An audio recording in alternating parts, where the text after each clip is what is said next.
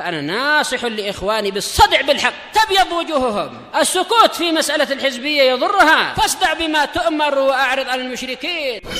سلامي على دماج ورجالها والشيخ يحيى ودار العلم يا سعد بانيها. Bismillahirrahmanirrahim.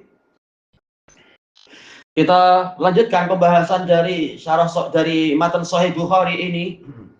Qala al-Imamul Bukhari rahimahullah al-babus samin bab al-musalli yunaji rabbahu azza wajal. Bab yang ke-8 membahas tentang bahwasanya orang yang sholat dia sedang berbisik-bisik dengan Rabbnya azza wajal.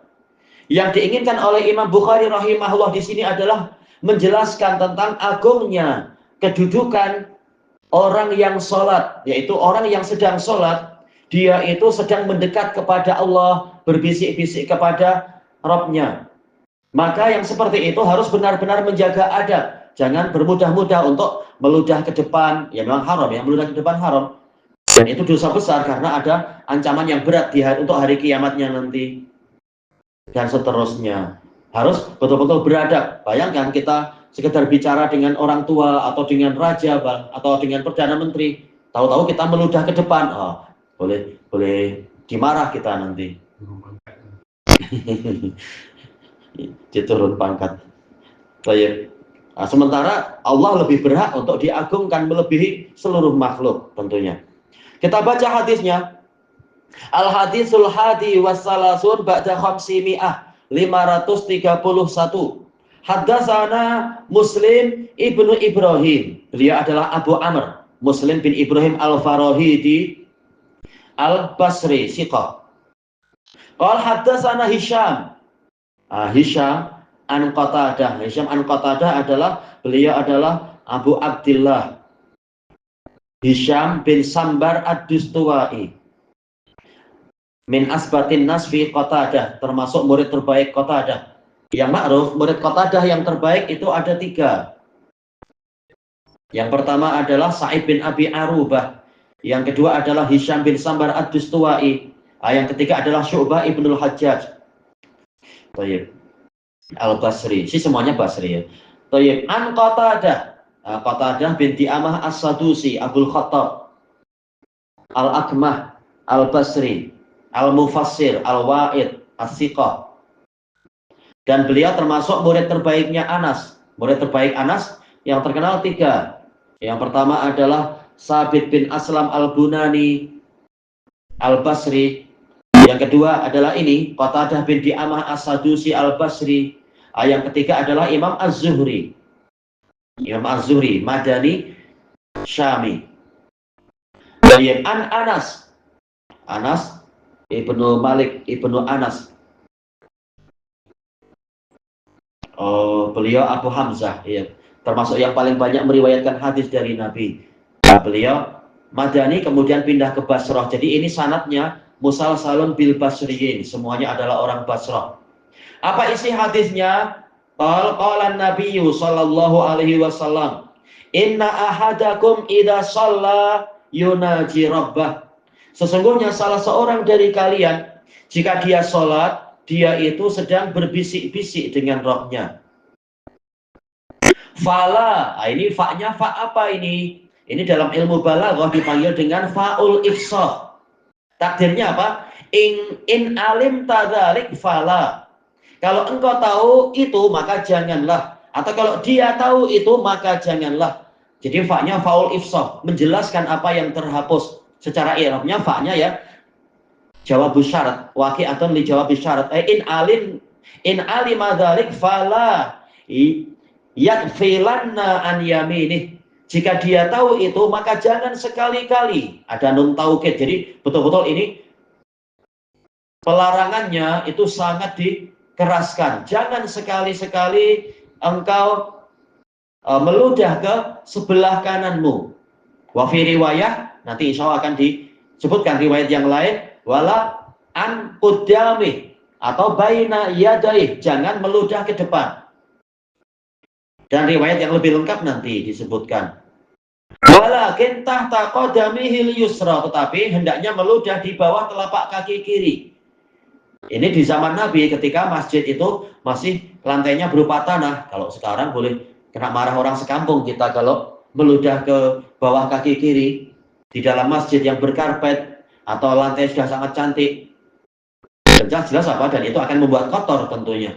Maka meludahnya adalah ke kain seperti yang dicontohkan Nabi. Nabi meludah ke ujung kain beliau atau ujung ridak selendang, menggosokkan satu sama lain sehingga masjid tetap terpelihara kebersihannya.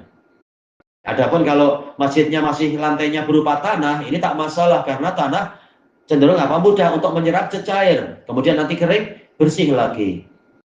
Cuma sekarang keadaan tidak seperti itu, ya sudah pakai hadis yang satu lagi tadi, yaitu meludah ke kain atau meludah ke sapu tangan, meludah ke tisu misalkan. Baik.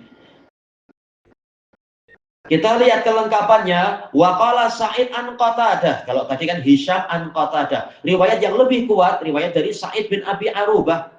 Nah, Sa'id bin Abi Arubah beliau Abu Nadr, asbatun nas fi Qatadah.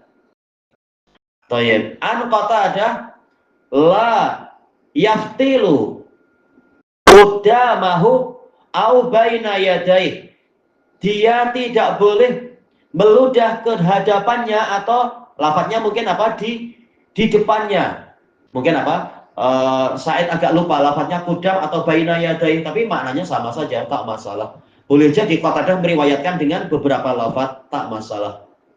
Intinya jangan ke depan karena Allah sedang ada di hadapan orang yang sholat, dan dalil banyak sekali tentang itu. Walakin an yasarih, tetapi hendaknya meludah ke kiri. Kata para pensyarah, ini kalau dia sebagai imam atau sholat sendirian. Kalau dia jadi makmum, nah di sebelah kiri ada orang, ya jangan. Oh, nanti gaduh lagi. Meludah ke kiri, kena bau teman, atau kena pipi teman, atau kena entah baju teman. Ya, ini menimbulkan bahaya nanti. Bahaya permusuhan. Au tahta qadamih, atau di bawah telapak kakinya. Intinya, jangan ke depan, karena itu kita sedang menghadap Allah Ta'ala. Baik. Kenapa tidak boleh ke arah kanan? Tidak disebutkan dalam riwayat yang ini, tapi dalam riwayat yang lain untuk menghormati malaikat.